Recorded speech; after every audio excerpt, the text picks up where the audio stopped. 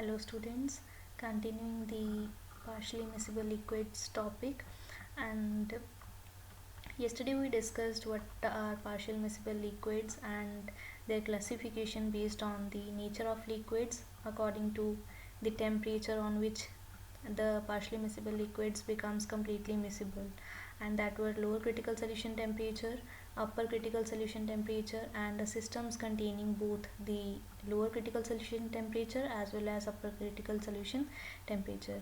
Now today I am going to discuss about the types or the systems having the upper critical solution temperature, lower critical solution temperature, and both.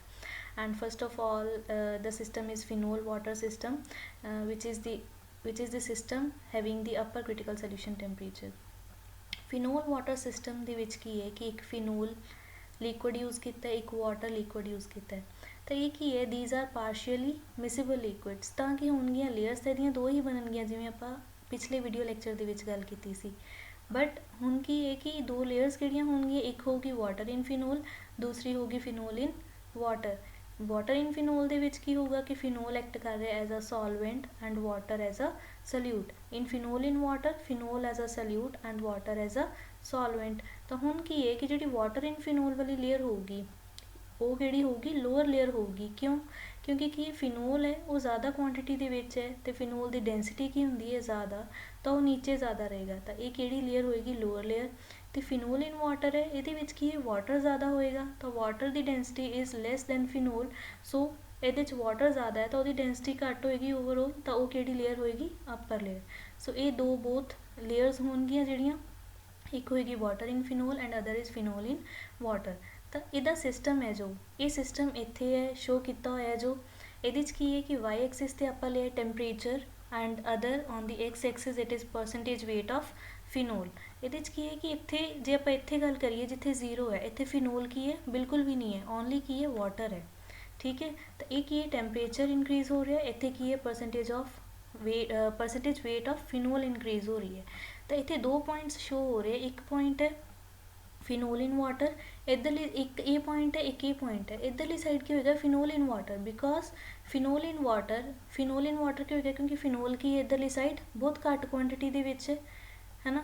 ਇੱਧਰ ਕੀ ਹੈ, ਫਿਨੋਲ ਬਹੁਤ ਜ਼ਿਆਦਾ ਹੈ। ਤਾਂ ਇੱਧਰ ਕੀ ਹੈ, ਫਿਨੋਲ ਜਿਹੜਾ ਘੱਟ ਹੈ ਇੱਧਰ ਐਕਟ ਕਰੂਗਾ ਐਜ਼ ਅ ਸਲਿਊਟ। ਤਾਂ ਇਹ ਕਿਹੜੀ ਲੇਅਰ ਹੋਊਗੀ, ਫਿਨੋਲ ਇਨ ਵਾਟਰ, ਕਿਉਂਕਿ ਇੱਧਰ ਵਾਟਰ ਮੈਕਸਿਮਮ ਹੈ than phenol, water is more than phenol, so phenol in water layer ਹੋਏਗੀ।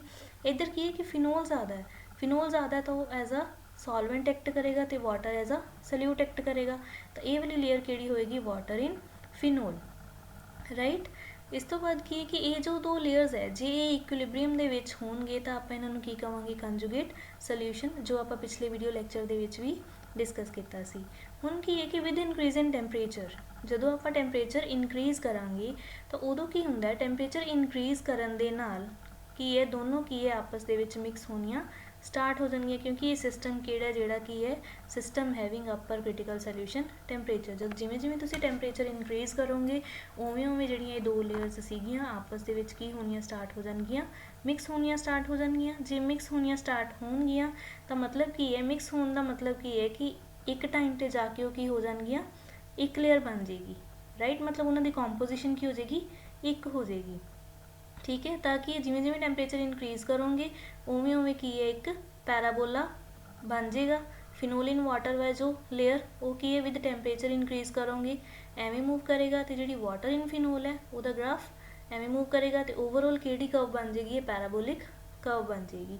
ਤਾਂ ਇੱਕ ਇੱਥੇ ਜਾ ਕੇ ਕੀ ਹੋਏਗਾ, ਐਟ ਅ ਪੁਆਇੰਟ ਬੀ, ਇੱਥੇ ਜਾ ਕੇ ਕੀ ਹੈ ਕਿ ਕੰਪਲੀਟਲੀ ਮਿਸਿਬਲ ਹੋ ਜਾਣਗੇ, ਕੰਪਲੀਟਲੀ ਮਿਸਿਬਲ। ਇੱਕ ਪੁਆਇੰਟ 'ਤੇ ਜਾ ਕੇ ਜਿਵੇਂ ਤੁਸੀਂ ਟੈਂਪਰੇਚਰ ਇਨਕਰੀਜ਼ ਕਰੋਗੇ, ਇੱਕ ਪੁਆਇੰਟ 'ਤੇ ਜਾ ਕੇ ਕੀ ਹੈ, ਉਹ ਕੰਪਲੀਟਲੀ ਮਿਸਿਬਲ ਹੋ ਜਾਣਗੇ, ਅਤੇ ਉਹ ਟੈਂਪਰੇਚਰ ਨੂੰ ਆਪਾਂ ਕੀ ਕਹਿੰਦੇ ਹਾਂ, ਅਪਰ ਕ੍ਰਿਟੀਕਲ ਸੋਲਿਊਸ਼ਨ ਟੈਂਪਰੇਚਰ, ਜੋ ਇੱਥੇ ਫਿਨੋਲ ਵਾਟਰ ਸਿਸਟਮ ਦਾ ਕੀ ਹੈ 66 ਡਿਗਰੀ ਸੈਲਸੀਅਸ। ਤਾਂ ਇੱਥੇ ਕੀ upper critical solution temperature at b 'ਤੇ ਹੋਏਗਾ, ਕੀ ਹੋਏਗਾ, ਉਹ 66 ਡਿਗਰੀ ਸੈਲਸੀਅਸ। ਅਤੇ ਇਸੇ 'ਤੇ ਜਦੋਂ ਤੁਸੀਂ ਬੀ 'ਤੇ, ਇਸੇ ਬੀ ਪੁਆਇੰਟ 'ਤੇ ਟੈਂਪਰੇਚਰ ਹੈ ਉਹ ਕ੍ਰਿਟੀਕਲ ਸੋਲਿਊਸ਼ਨ ਟੈਂਪਰੇਚਰ ਹੈ ਅਪਰ, ਐਂਡ ਜੇ ਕੰਪੋਜੀਸ਼ਨ ਦੀ ਗੱਲ ਕਰੋਗੇ ਤਾਂ ਉਹ ਇੱਥੇ ਕਿੰਨੀ ਆਏਗੀ, 34% ਆਫ ਫਿਨੋਲ, ਜਿਹਨੂੰ ਆਪਾਂ ਕਹਾਂਗੇ ਕ੍ਰਿਟੀਕਲ ਕੰਪੋਜੀਸ਼ਨ। ਹੁਣ ਇਹਨੂੰ ਕ੍ਰਿਟੀਕਲ ਕੰਪੋਜੀਸ਼ਨ ਕਿਉਂ ਕਿਹਾ, ਕਿਉਂਕਿ ਕੀ ਹੈ, ਇਸ ਕੰਪੋਜੀਸ਼ਨ 'ਤੇ ਕੀ ਹੈ, ਜਦੋਂ ਫਿਨੋਲ ਤੁਹਾਡਾ 34% ਹੈ ਅਤੇ ਅਦਰ ਜਿਹੜਾ ਬਾਕੀ ਸਾਰਾ ਰਹਿ ਗਿਆ 100 - 34 ਦੈਟ ਇਜ਼ ਵਾਟਰ, ਤਾਂ ਉਸ ਕੰਪੋਜੀਸ਼ਨ ਤੇ ਕੀ ਹੈ ਤੁਹਾਡੀ, ਜਦੋਂ ਟੈਂਪਰੇਚਰ 66 ਡਿਗਰੀ ਸੈਲਸੀਅਸ ਹੋਏਗਾ, ਕੰਪੋਜੀਸ਼ਨ ਕੀ ਹੈ 34% ਆਫ ਫਿਨੋਲ ਹੋਏਗੀ, ਬਾਕੀ ਵਾਟਰ ਹੋਏਗਾ, ਤਾਂ ਉਦੋਂ ਤੁਹਾਡੇ ਕੋਲ ਕੀ ਹੈ ਜਿਹੜਾ ਹੈ ਕਿ ਕੰਪਲੀਟਲੀ ਮਿਸਿਬਲ ਹੋ ਜਾਏਗਾ, मतलब एक लेयर बन जाएगी, राइट। नैक्सट की है कि ये फीचर्स है, ये सारी कर्व आई होप कि तुहानू अंडरस्टैंड हो गई होगी। नैक्सट आप चलते हैं फीचर्स है इस डायग्राम की या इस ग्राफ की। फीचर्स की है कि एट बी पॉइंट आप डिस्कस कर चुके हैं। बी पॉइंट पर की होएगा, एक अपर क्रिटिकल सोल्यूशन टैंपरेचर होएगा, तो एक की होएगी क्रिटिकल कंपोजिशन होएगी, तो बी पॉइंट एवें दा पॉइंट है जिथे की है कि दोनों लेयर्स की आपस के कंप्लीटली मिक्स हो गई। नैक्सट आने अबव बी। अबव बी का की है कि one layer will be formed, yes, because इस टैंपरेचर तो ऑलरेडी हो के मिक्स हो चुकी हैं। उस तो बाद तुसी जिन्ना मर्जी टैंपरेचर वह इनक्रीज़ कर दो तो लेयर केड़ी रहेगी, हमेशा एक ही रहेगी। तो इत्थे जिहड़ी उपर सारी आउणगियां वो की आऊगी, homogeneous layer. Next feature is inside the parabola. Inside the parabola जे आपां गल करिए, इनसाइड द पैराबोला मीनस इस पैराबोला दे अंदर, इनसाइड द पैराबोला तो दो लेयर्स ही रहनगियां, क्योंकि इत्थे जाके वो एक लेयर बनती है, इत्थों तो लैके इत्थों तक की है दो ही लेयर्स रहनगियां। तो ये किहड़ा सिस्टम हो जाएगा, हैट्रोजीनियस लेयर्स होणगियां, इहदे विच heterogeneous system. Next is fourth feature is एक है एक्स पॉइंट, एक है वाई पॉइंट। हुण जे आपां एक इत्थे एक्स पॉइंट है, इत्थे की है वाई पॉइंट।